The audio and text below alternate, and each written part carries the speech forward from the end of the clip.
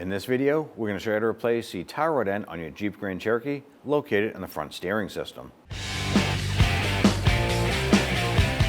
Using your 19mm socket, loosen and remove the lug nuts.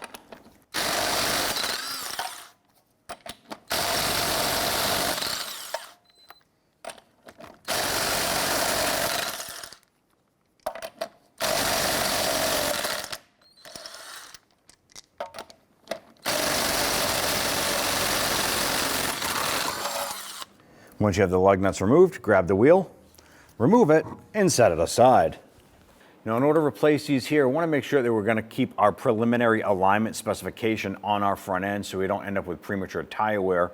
When we're done with this, it is mandatory that you go ahead and get the alignment done at a shop professionally so you don't run into premature part failure and or tire wear down the road. We want to go ahead and measure a point on our casting here for our steering knuckle, and we're going to mark a point on our adjuster sleeve here. So when we install the replacement part, we're going to get our alignment specs pretty dang close. Let's go ahead and do that. Now on our knuckle right here, there's a point right on the front center. I'm going to use a yellow crayon. I'm going to mark this here. That's going to be our main measuring point. We're going to use our tape measure. We're going to go right from that crown right there. I'm going to come in, it doesn't have to be anything perfect, but 10 inches. So we chose 10 inches. It doesn't have to be anything specific. Could be 11, could be a foot, but we just happen to choose 10 inches because, well, we had a clean spot right there on the adjuster, and it's a nice round number. On our outer tie rod here, we're going to use a pair of pliers, some cutters in our case. We're going to remove our cotter pin here. Now, if yours is rusted or whatever it is, or crunchy, go ahead and do the best you can to remove that. Once you get that cotter pin out, loosen and remove this nut. Using a 19mm socket, go ahead and work on that nut there.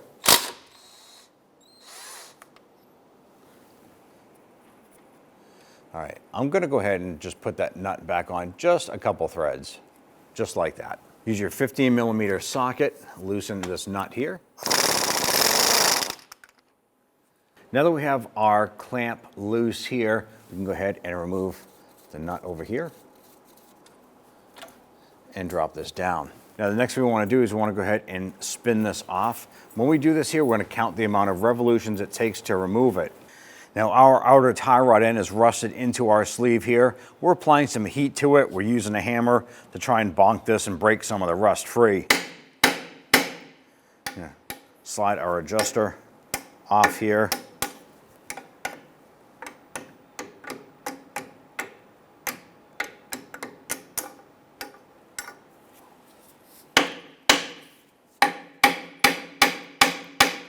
Now we have a little bit of movement here. We're going to continue to twist this back and forth to try and break some of that rust free.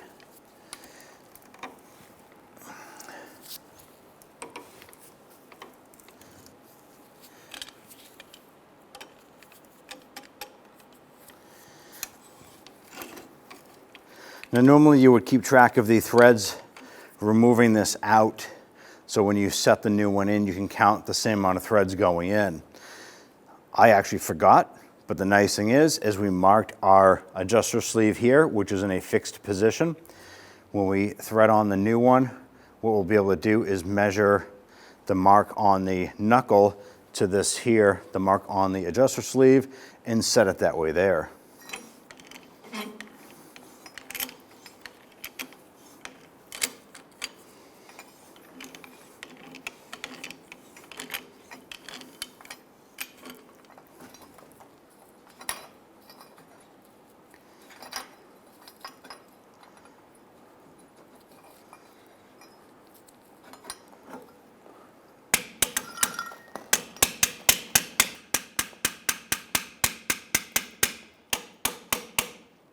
So I went ahead and I slipped on our clamp. I'm going to remove the nut, remove our plastic protector for our boot.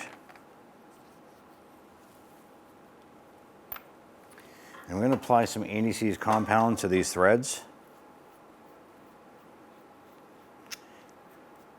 Let's go ahead and start threading this back in.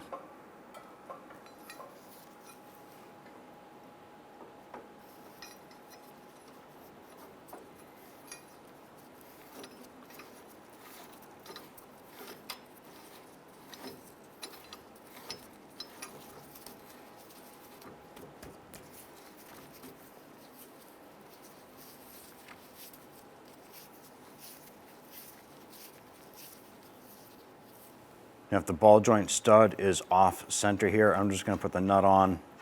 I'm just going to gently tap the nut to get that to go straight up into our knuckle.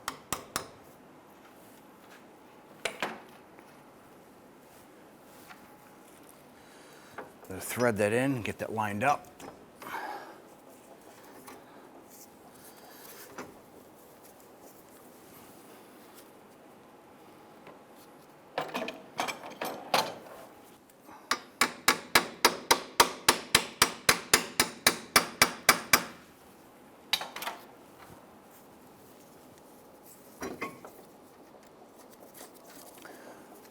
Just going to capture that nut there. Let's go ahead and use our tape measure.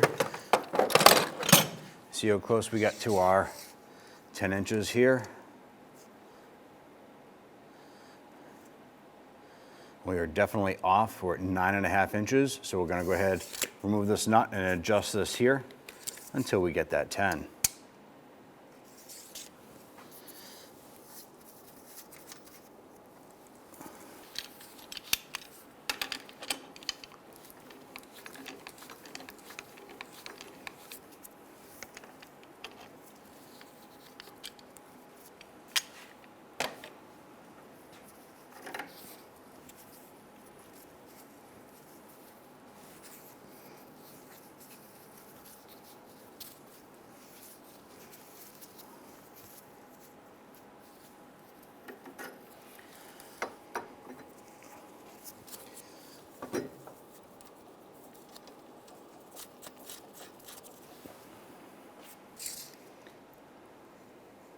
We're right on that 10 at that point there.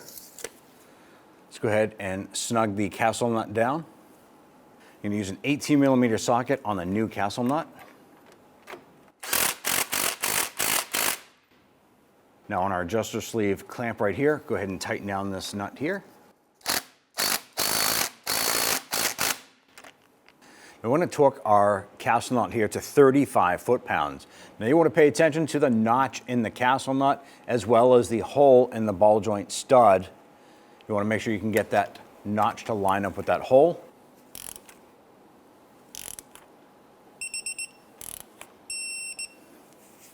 Now at this point here, the hole in our ball joint stud does not line up with the notch in the castle nut. So what you can do is continue to tighten this until the next window opens up. Never loosen this nut to get it to line up.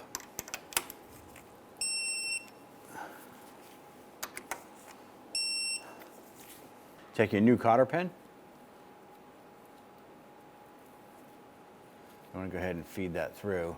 Now ours still isn't lined up perfect, so we're going to turn that nut just a little bit more. And you continue that process so you can get that to fit through nice and easy, like so. So I'm going to feed that through the back side. Does not matter which way you put that in, if it's through the front or the back or whatever. Feed that through. Bend over the cotter pin, tap that down, and snip off the excess. Now the tie rod end is pre-greased from the factory. It's a maintenance-free item. Torque down the adjuster clamp to 30 foot-pounds. Once you're done with this here, go ahead and install the wheel, bring it down for an alignment. At that point there, you're all set. Take your wheel, bring it up, set it into place. And we're going to start all of our lug nuts by hand first.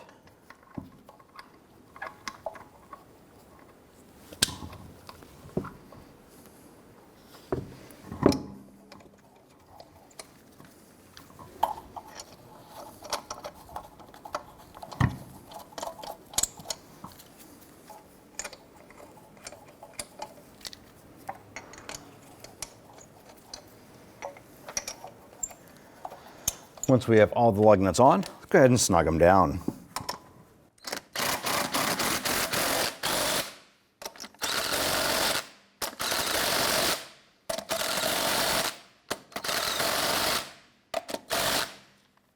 Torque the lug nuts to 100 foot-pounds.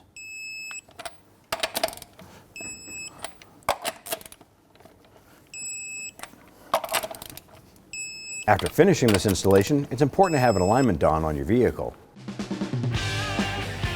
When only the best will do, demand TRQ. The only company that lets you view before you do. TRQ is committed to offering the highest quality aftermarket auto parts that are engineered for peace of mind. Thanks for using and viewing with TRQ.